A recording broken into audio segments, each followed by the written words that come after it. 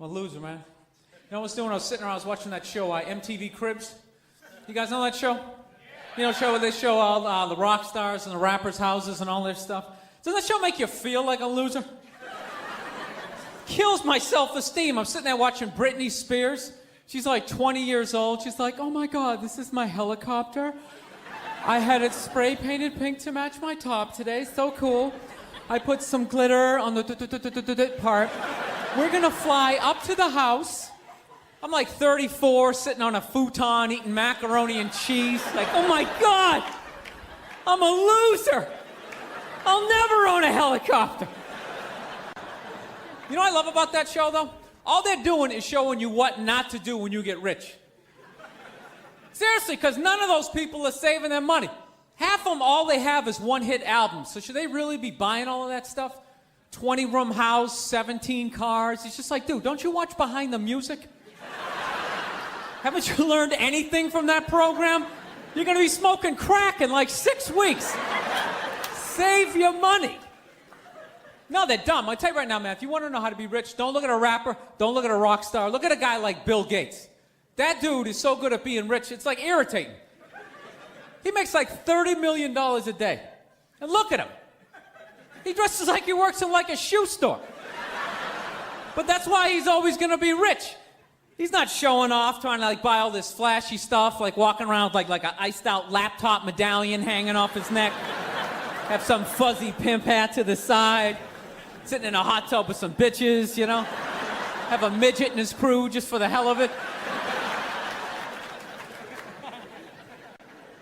Have you noticed that's the new status symbol of rich people? Midgets. I'm serious. No entourage is complete now unless you have a midget. And you know what? That's good for midgets.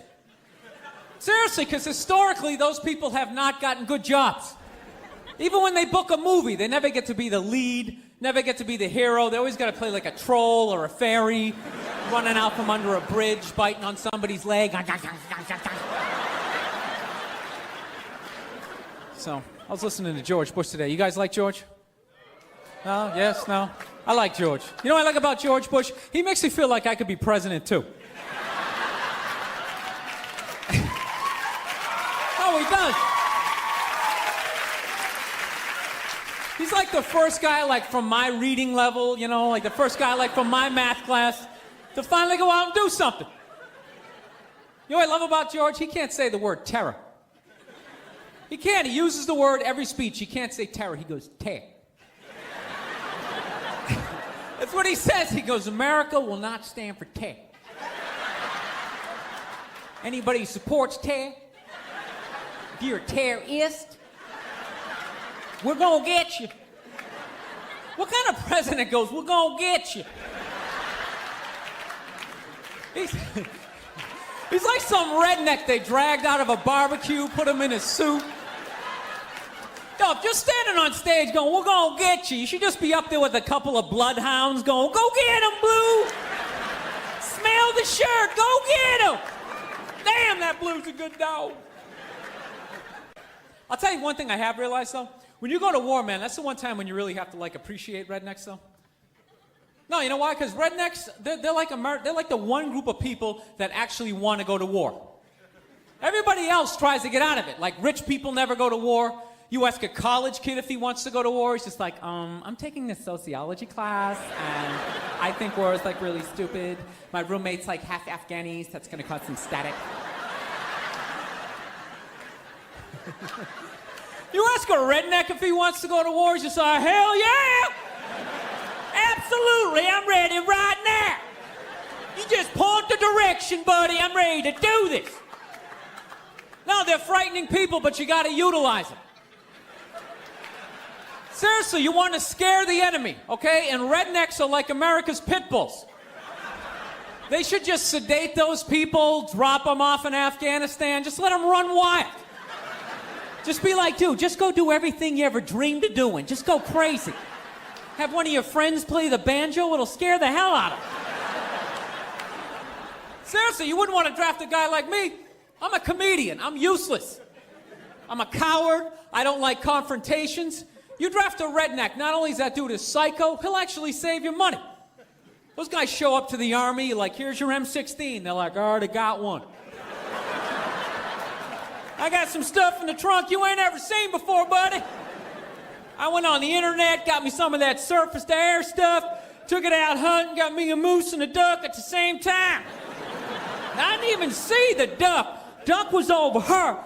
I'm aiming at the moose. Duck's over her. That's my peripheral over her. And the shot went up the moose's ass, and the shrapnel from his antler hit the duck. Duck came down. It was the best damn duck ever, right? So, anywho, I took the subway here this evening. I hate taking the subway because I have a very, like, howdy-doody, kind of mug-me kind of face. No, people tend to mess with me when I'm on the train, you know? So I don't look at anybody when I'm on the train. I just, like, stare at the floor, you know? This is a true story. One night, I'm sitting there. I'm staring at the floor. There's, like, 20 other people in the middle of the train. All of a sudden, I hear this lady's voice at the back of the train. I swear to God, she's sitting there. She's going, ow! Let go of my neck! I swear to God, she's like, ow! You're hurting me! Let go of my neck! And you know, it's like you don't want to look when some stuff like that's happening. You know, you try to ignore it. You're just sitting there going like, settle that. Make it go away. Don't want to see the rest of that. But it just keeps going. She's going, I said, ow! You're hurting me! Let go of my neck! So finally, I gotta look. I look down. I swear to God, man, this dude has got his girl, like, right by the back of the neck. He's going, you shut the hell up! You shut up! She's like, ah! Shut up! So I don't know what the hell to do, you know? Because it's like, I really want to help her out, but I don't really know how to fight. So what am I going to do? I'm going to walk down the end of the train. 5 seconds later, I'm going to be going, ah! Let go of my neck! Ah! I was just trying to help! Ah! So I didn't do a damn thing. I didn't. I just sat there. I was like, to hell with her. She picked him. It's not my problem. I don't know if she's into that kind of thing, but... So I was watching a little bit of Oprah the other night. I don't really like that show. My girlfriend likes it, and I want to get laid, so, you know. No, you pick your battles. You know what I like about that show? They always examine relationships on that show. You know what I realized? Whenever they do it on those talk shows, 90% of the time, the dude is always wrong. It's unbelievable. Two people, 90% of the time, guy's always wrong. He's always like, this woman is always like totally innocent, like, I was just trying to make him some chocolate chip cookies, and he didn't think there was enough chocolate chips in the cookies, so he started beating me with the cookie pan. It was horrible.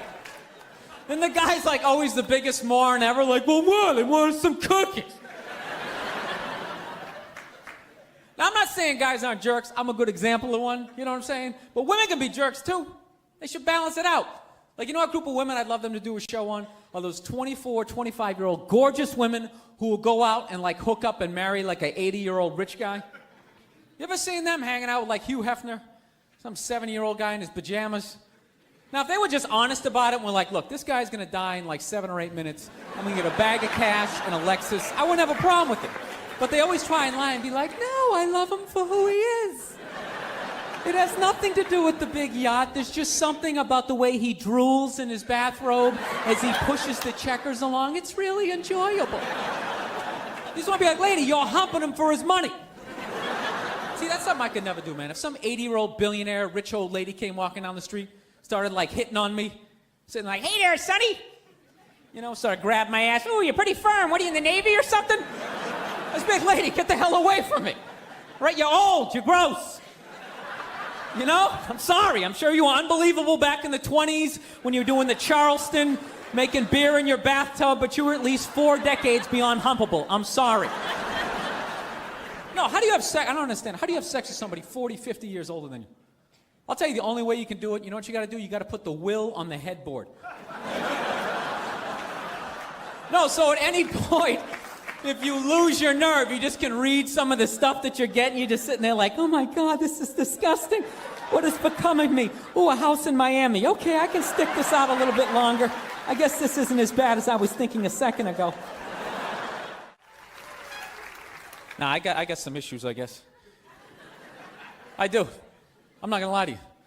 Like, a beautiful woman. I don't trust beautiful women. I just don't. You know why? Because you know what I've noticed in my life as a man? Beautiful women are only around when you have stuff.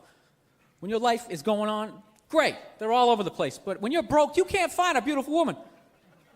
You're like under a bridge. There's like trolls and ferrets running around. They're just not around.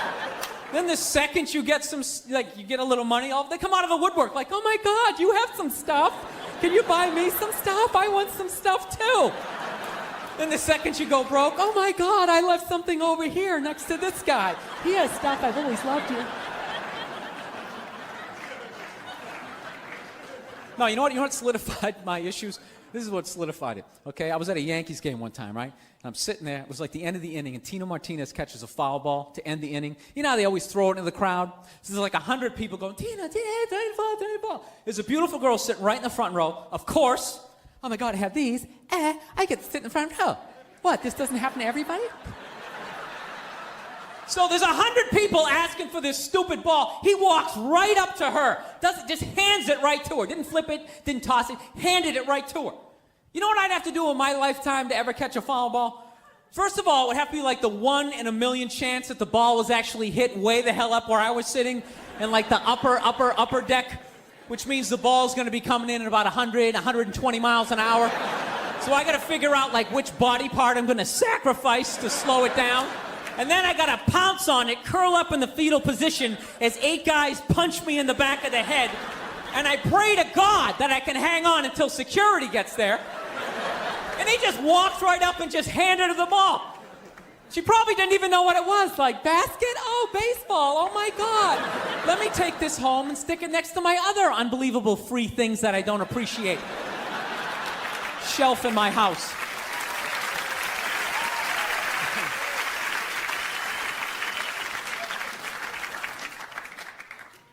So anywho.